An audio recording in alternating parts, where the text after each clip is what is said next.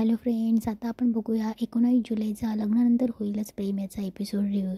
कालच्या भागात आपण बघितलं काव्या आणि नंदिनी पूजेसाठी तयार होऊन येतात आणि पूजेच्या ठिकाणी येऊन उभे राहतात. तेव्हा गुरुजी बोलतात, मानिनी 2 तांब्यानं घेऊन ये बरं.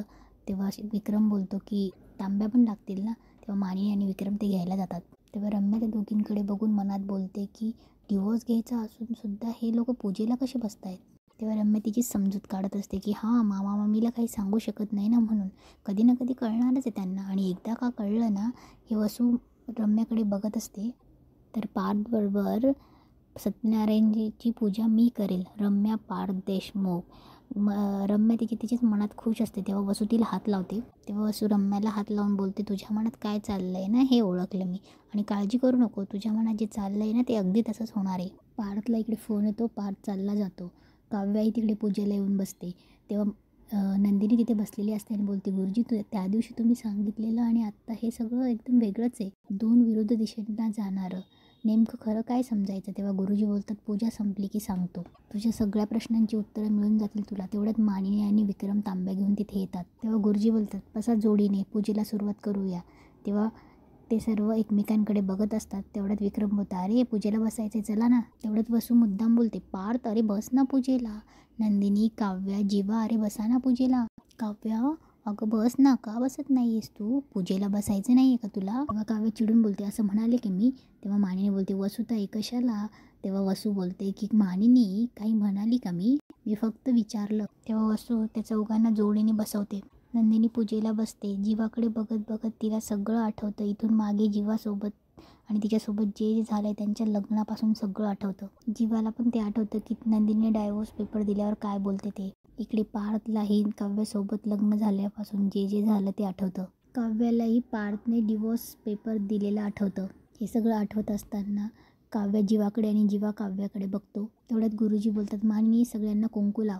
तेव्हा मानिनी सगळ्यांना कुंकू लावते. जीवा आणि पार्थ डोक्यात टोपी घालतात. तेव्हा गुरुजी बोलतात, चला पूजेला सुरुवात करूया. आणि सत्यनारायणची पूजा का घालतात याचा अर्थ काय हे समजावून सांगत असतात. तेव्हा गुरुजी नंदिनी आणि काव्याला बोलतात की तुम्हाला सांगतो, पूजा चालू असताना तुमच्या नवऱ्यांच्या हाताला हात लावायचा आणि मम म्हणायचं. गुरुजी पूजा कशी करायची ते सांगत असतात. नंदिनी आणि जीवा पूजा सुरू करतात, आचमन सुरू करतात. तेव्हा जीवा व्यवस्थित आचमन करत असतो. नंदिनी त्याच्या हाताला हात लावतात. तेव्हा गुरुजी बोलतात, काव्या आणि आता पार्थ तुम्ही करा. काव्या पार्थच्या हाताला हात लावते, पण पार्थचा हात थरथर करत असतो आणि पार्थ अचानक उठून उभा राहतो. तेव्हा सगळे बघत असतात. तेव्हा मानिनी बोलते, पार्थ काय रे, असं अचानक काय झालं, असं पूजेच्या मध्ये असं उठू नये बाळा. तेव्हा पार्थ बोलतो, मला बोलायचं आहे आई तुझ्याबरोबर. तेव्हा मानिनी बोलते, अरे पूजा झाल्यावर आपण बोलूया, चालेल का. तेव्हा पार्थ बोलतो, गुरुजी 1 मिनिट. मानिनीजवळ जातो आणि बोलतो, मला आत्ताच बोलायचं आहे. तेव्हा काव्य लगेच वसूला बोलते, मी म्हणतच होते आई, हे स्वतःच आपल्यासाठी खड्डा खणतायत. तेव्हा वसू बोलते, आपलीच माणसं आणि आपलीच माती. तेव्हा विक्रम त्यांच्याकडे बघत असतो आणि बोलतो, काय काय चाललंय तुमचं. तेव्हा रम्या आणि वसू सावरते. तेव्हा पार्थ मानिनीचा हात धरून बाजूला घेऊन जातो. तेव्हा पार्थ बोलतो, आई ही पूजा कोणासाठी करतोय आपण. तेव्हा मानिनी बोलते, हा काय प्रश्न आहे पार्थ, कोणासाठी म्हणजे. तेव्हा पार्थ बोलतो, म्हणजे मी जिच्याबरोबर जोडीने इथे पूजा करायला बसलोय तिला माझ्याबरोबर संसारच करायचा नसेल तर. हे सगळं ऐकून काव्या पण शॉक होते. जीवा लगेच काव्याकडे बघायला लागतो. तेव्हा वसू लगेच मध्ये जोरात बोलते, अरे काय बोलतोय हा विक्रम, काय हे. तेव्हा विक्रम बोलतो, काही नाही ताई, मी बोलतो त्याच्याशी, थांब तू जरा. तेव्हा मानिनी बोलते, पार्थ असं तू का अचानक वेगळा वागायला लागलायस एकाएकी. तेव्हा पार्थ बोलतो, कळतंय ना तुला मी वेगळा वागतो ते कळतंय ना. तेव्हा पार्थ हात जोडतो, प्लीज नको ना करायला, मला ना त्रास होतोय आई याचा. तेव्हा पार्थ जीवाकडे जातो आणि बोलतो, जीवा तुला गुरुजी म्हणाले पाठावर येऊन बसलास, का करतोयस हे सगळं, तुला मान्य आहे ही पूजा. तेव्हा जीवा पटकन नंदिनीकडे बघतो, सांग ना. तेव्हा मानिनी बोलते, पार्थ काय चाललंय तुझं. तेव्हा पार्थ बोलतो, आई माझा पूजेला विरोध नाही आहे, पण आम्हाला कशाला बसवलंय, तू आणि बाबा बसा ना. इथं आमचं कशात काही नाही आणि तुम्ही तेवढ्यात वसू येते. अगं बाई कशात काही नाही म्हणजे. तेव्हा मानिनी बोलते, वसूताई प्लीज तुम्ही थांबा जरा. तेव्हा वसू बोलते, बोल बाई बोल. तेव्हा जीवा आणि नंदिनी इकडे उठतात. तेव्हा वसू बोलते, मी जरा कुठे चांगलं बोलायला गेले ना तर माझंच तोंड दिसतं हिला. तेव्हा मानिनी बोलते, पार्थ हे सगळं अचानक का बोलतोयस तू. तेव्हा पार्थ बोलतो, का कशासाठी, हे या प्रश्नांची उत्तरं नाही आहेत माझ्याकडे आत्ता. माझं फक्त एवढंच म्हणणं आहे की मनाविरुद्ध मला ही पूजा करायला लावू नका.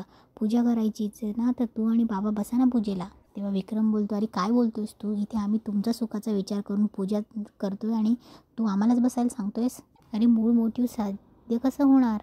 तेव्हा मानिनी बोलते, खरंच राजा अरे हा सगळा घाट आम्ही फक्त तुमच्यासाठी घातला आहे. आणि आता गुरुजी येऊन बसले, त्यांना काय परत जायला सांगायचं का? असं करतो का आपण? तेव्हा पार्थ बोलतो मी कुठे नाही म्हणतोय पण. तेव्हा वसू बोलते पण काय? सांग ना पण काय? हे बघ पार्थ, तुझ्या मनात जे काही असेल ना ते स्पष्ट सांगून मोकळा हो ना सगळ्यांना. वर जाऊ दे, मी स्पष्टपणे विचारते, तुला काव्याबरोबर पूजेला बसायचं नाही आहे का? नाही, आणि नसेल बसायचं तर का नाही बसायचं हे तरी सांग ना. बिचारी काव्या, अरे तुमचं लग्न टिकावं म्हणून ती किती एफर्ट्स घेते, दिसत नाही का तुला पार्थ? उगाच तिच्या विरोधात नको ना जाऊ. तेव्हा मालिनी बोलते वसुताई. तेव्हा वसू बोलते वसुताई काय वसुताई?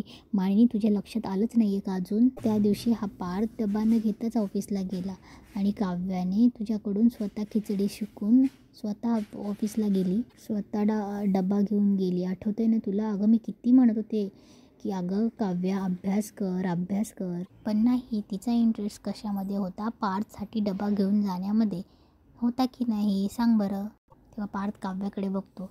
तेव्हा वसू बोलते पार्थ, हे जे काही तिने केलं एवढं सगळं एवढं लवकर विसरलास तू? तेवढं तिथे रम्या देत बोलते आई तू अगदी बरोबर बोलतेस. पार्थ, अरे तुझी ना काहीतरी गल्लत होते. नाही, मान्य आहे आम्हाला की तुझी बायको महिनाभर तुझ्याशी भांडली, पण आय गेस वटपौर्णिमेनंतर काहीतरी झालं आहे काव्याला. काळजी वाटायला लागली तिला तुझी. आणि जीवासुद्धा आपल्या बायकोसाठी गजरे वगैरे घेऊन येतो. आणि ती चिठ्ठी मामी, तू होतीस ना त्या दिवशी? माझ्यानंतर या घरात लव लेटर लिहिणारा जीवा पाहिलाच. इतकी एफर्ट्स घेतो ना तो. आणि इतकं नाही हं आई, जीवा आणि नंदिनीच्या ऑफिसमध्ये पाणीपुरीसुद्धा मॅनेज केली होती.